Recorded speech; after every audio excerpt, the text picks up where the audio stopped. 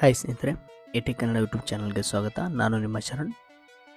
ಇವತ್ತಿನ ವಿಡಿಯೋದಲ್ಲಿ ನಾನು ನಿಮಗೆ ನಿಮ್ಮ ಒಂದು ಇನ್ಸ್ಟಾಗ್ರಾಮ್ ಅಕೌಂಟ್ನಲ್ಲಿ ಆನ್ಲೈನ್ ಆ್ಯಕ್ಟಿವಿಟಿ ಸ್ಟೇಟಸನ್ನು ಯಾವ ರೀತಿ ಆಫ್ ಮಾಡೋದು, ಆನ್ಲೈನ್ ಇರೋದನ್ನು ಯಾವ ರೀತಿ ಆಫ್ ಮಾಡೋದು ಅಂತ ತಿಳಿಸ್ಕೊಡ್ತೀನಿ ಸ್ನೇಹಿತರೆ.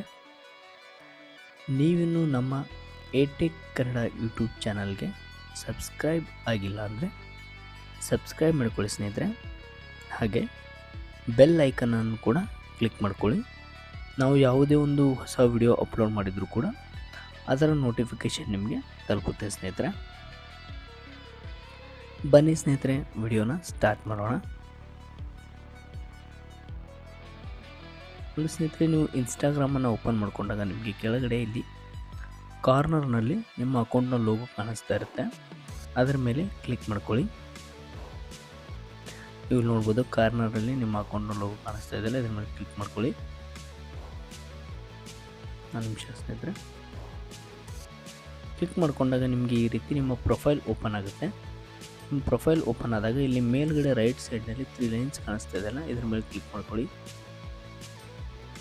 ಕ್ಲಿಕ್ ಮಾಡ್ಕೊಂಡಾಗ ನಿಮಗೆ ಇಲ್ಲಿ ಸ್ವಲ್ಪ ಕೆಳಗಡೆ ಸ್ಕ್ರೋಲ್ ಮಾಡಿ. ನೀವು ಇಲ್ಲಿ ನೋಡ್ಬೋದು ಸ್ನೇಹಿತರೆ, ನಿಮಗೆ ಇಲ್ಲಿ ಒಂದು ಆಪ್ಷನ್ ಇದೆ, ಮೇಲ್ಗಡೆನೇ ಇದೆ, ನೀವು ನೋಡ್ಬೋದು ಮೆಸೇಜ್ ಆ್ಯಂಡ್ ಸ್ಟೋರಿ ರಿಪ್ಲೈ ಅಂತ. ಇದ್ರ ಮೇಲೆ ಕ್ಲಿಕ್ ಮಾಡಿಕೊಂಡಾಗ ನಿಮಗೆ ಇಲ್ಲಿ ಒಂದು ಆಪ್ಷನ್ ಶೋ ಆಗುತ್ತೆ ಸ್ನೇಹಿತರೆ. ಶೋ ಆ್ಯಕ್ಟಿವಿಟಿ ಸ್ಟೇಟಸ್ ಅಂತ ಇದೆಯಲ್ಲ, ಈ ಒಂದು ಶೋ ಆ್ಯಕ್ಟಿವಿಟಿ ಸ್ಟೇಟಸ್ ಮೇಲೆ ಕ್ಲಿಕ್ ಮಾಡ್ಕೊಳ್ಳಿ.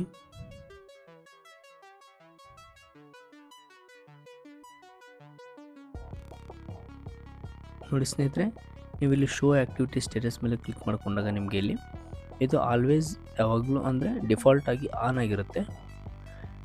ನೀವು ಇದನ್ನು ಆಫ್ ಮಾಡ್ಕೊಳ್ಬೇಕಾಗುತ್ತೆ. ಮತ್ತು ಇದು ನೀವು ಆನ್ ಆಫ್ ಮಾಡೋದ್ರಿಂದ ಏನಂದರೆ, ನೀವು ಇದನ್ನು ಆಫ್ ಮಾಡಿಕೊಂಡ್ರೆ ನಿಮ್ಮ ಆ್ಯಕ್ಟಿವಿಟಿ ಸ್ಟೇಟಸ್ ಏನು ಜನರಿಗೆ ಗೊತ್ತಾಗೋದಿಲ್ಲ. ಆದರೆ ನಿಮಗೆ ಅವರ ಒಂದು ನೀವೇನು ಫಾಲೋವರ್ಸ್ ಅಥವಾ ನಿಮ್ಮ ಒಂದು ಏನು ಆ್ಯಕ್ಟಿವಿಟಿ ಸ್ಟೇಟಸ್ ನೋಡಬೇಕು ಅಂದ್ಕೊಳ್ತಿರೋ ಅವರ ಒಂದು ಆನ್ಲೈನ್ ಸ್ಟೇಟಸ್ ಕೂಡ ನಿಮಗೆ ಗೊತ್ತಾಗೋದಿಲ್ಲ ಸ್ನೇಹಿತರೆ. ಹಾಗಾಗಿ ನಿಮಗೆ ಇದು ನೆಸಸರಿ ಇದ್ದರೆ ಮಾತ್ರ ಆನ್ ಆಫ್ ಮಾಡ್ಕೊಳ್ಳಿ ಸ್ನೇಹಿತರೆ. ಇದು ಡಿಫಾಲ್ಟಾಗಿ ಆನೇ ಆಗಿರುತ್ತೆ, ನಿಮಗೆ ನೆಸಸರಿ ಇದ್ದರೆ ಮಾತ್ರ ಆಫ್ ಮಾಡ್ಕೊಳ್ಳಿ. ಓಕೆ ಸ್ನೇಹಿತರೆ, ಥ್ಯಾಂಕ್ ಯು.